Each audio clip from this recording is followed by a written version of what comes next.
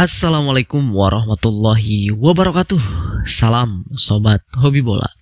Selamat hari Senin teman-teman, dimanapun teman-teman berada. Semoga selalu dalam keadaan sehat walafiat ya. Nah, tentu seperti biasa di awal pekan ini saya akan melanjutkan bagaimana mereview penampilan dari beberapa pemain kita yang bermain abroad ya. Langsung saja kita mulai dari Serie A terlebih dahulu, di mana ada El Capitano Bang Jai Irses telah berhasil berhasil mempersembahkan kemenangan keduanya bersama Nero Verdi ya, setelah berhasil mengalahkan tim tamunya Udinese di kandang sendiri di Mapei Stadium dengan skor 3-1. Tentu dengan kemenangan ini membuat Sassuolo naik, yang tadinya di peringkat ke-14 naik 2 peringkat ke peringkat 12 dengan raihan 6 poin dari 5 pertandingan. Tentu El Capitano Jai Irses dipercaya kembali oleh Fabio Grosso untuk mengisi posisi center back, diduetkan dengan tandemnya Muharemovic ya, dan full bermain selama 90 menit. Dan Bang Jai pun juga berkontribusi ketika gol pertama dari Sassuolo ya, yang dia melakukan umpan long ball dari lini pertahanan ke depan sehingga mampu dikonversikan menjadi gol oleh rekan-rekannya di lini depan gitu.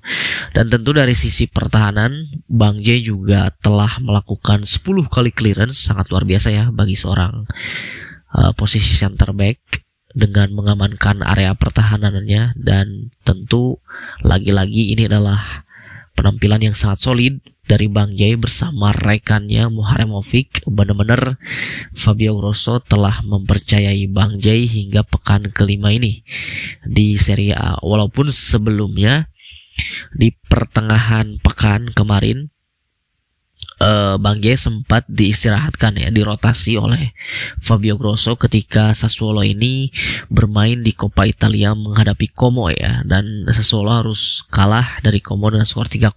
Dan memang ya pastinya rotasi itu akan selalu dilakukan oleh beberapa pelatih ya. Tentunya juga bagi Jai Irses pun itu dia sudah dilakukan rotasi oleh pelatihnya gitu, karena memang tentu Fabio Grosso juga sebagai pelatih melihat bagaimana padatnya jadwal di antara Liga Serie A dan juga Coppa Italia, sehingga dia juga benar-benar harus pinter merotasi pemainnya gitu ya.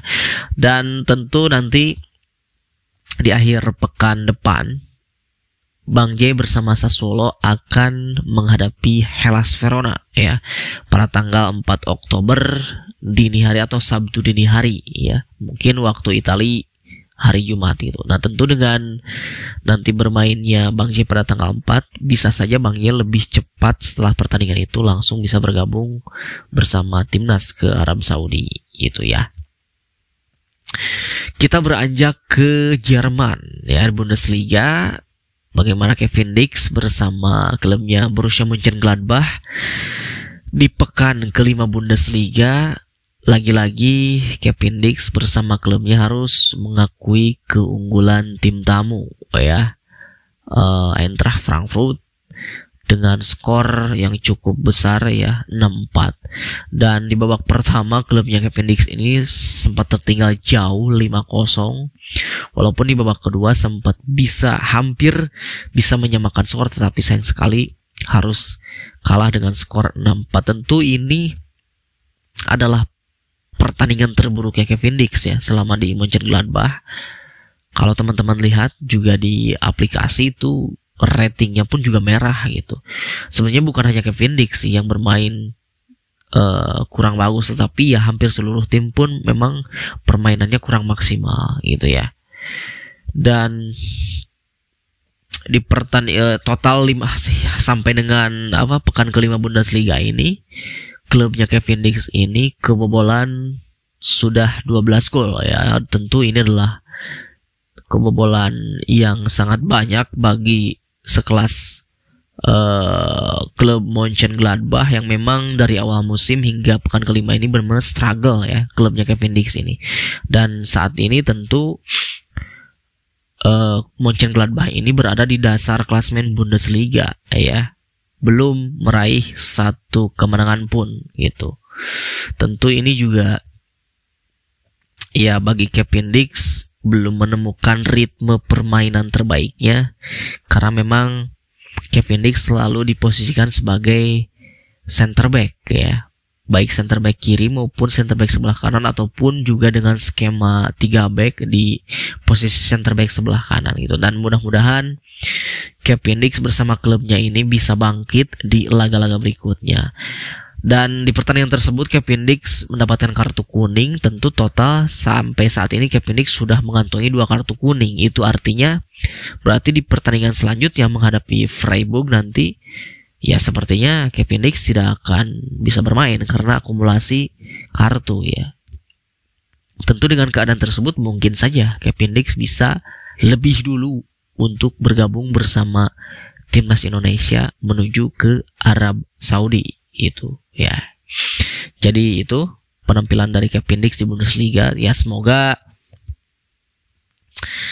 Kevin Dix bersama klubnya Mönchengladbach ini benar-benar bisa bangkit dan tentu terhindar dari cedera. Itu sih harapan kita ya sebagai fans dari tim nasional Indonesia. Kita bergeser ke Prancis ya. Tentu ini bagaimana El konsisten Calvin Verdong lagi-lagi dipercaya oleh pelatihnya Lille untuk bermain menghadapi Olympique Lyon. Tentu ini menurut saya ini laga big match ya, salah satu laga big match juga di Liga Prancis. Lille menghadapi Lyon dalam lanjutan Ligue 1 pekan ke-6. Walaupun sayang sekali di pertandingan tersebut klubnya Calvin Verdong Lille ini harus mengakui keunggulan Lyon dengan skor tipis 1-0. Tetapi jika teman-teman menonton pertandingannya, ini benar-benar seru sekali ya.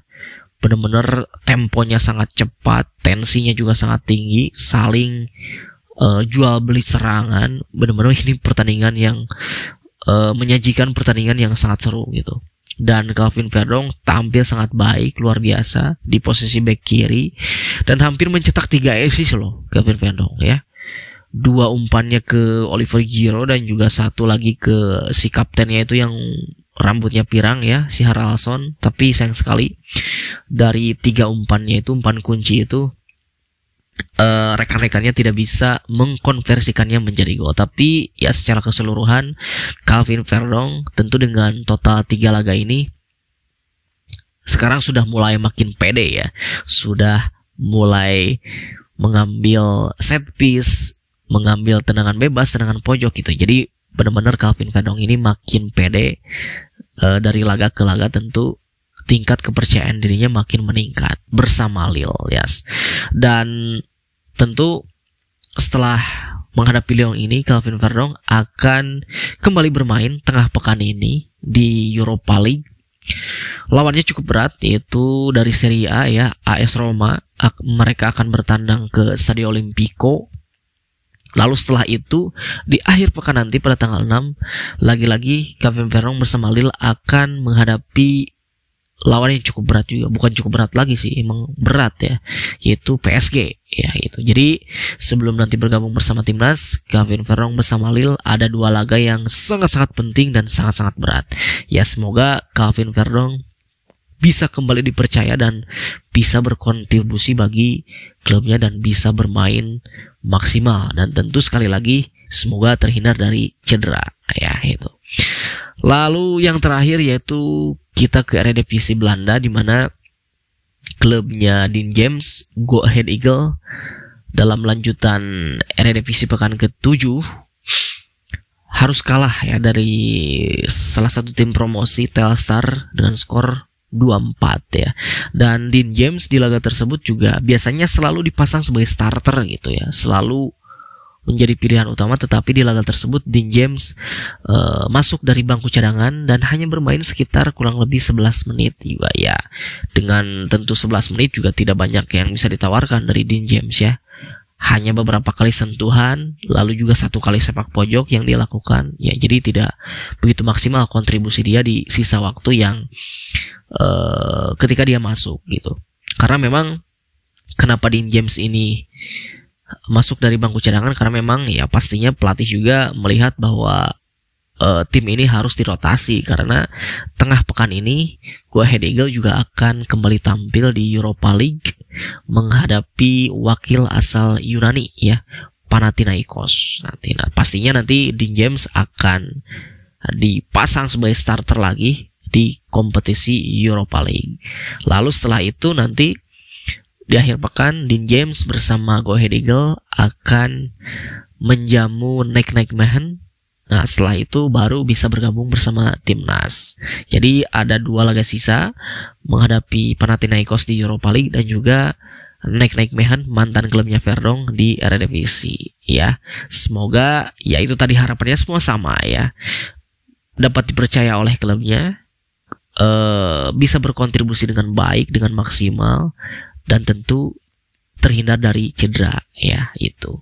Jadi itu saja dari saya updatean terkait bagaimana performa para pemain kita di akhir pekan ini, dan semoga para pemain timnas kita yang bermain abroad khususnya tentu di laga-laga berikutnya bisa kembali mendapatkan menit bermain dan tentu berkontribusi bersama klubnya dan tentu terhindar dari cedera ya. Itu saja dari saya, terima kasih.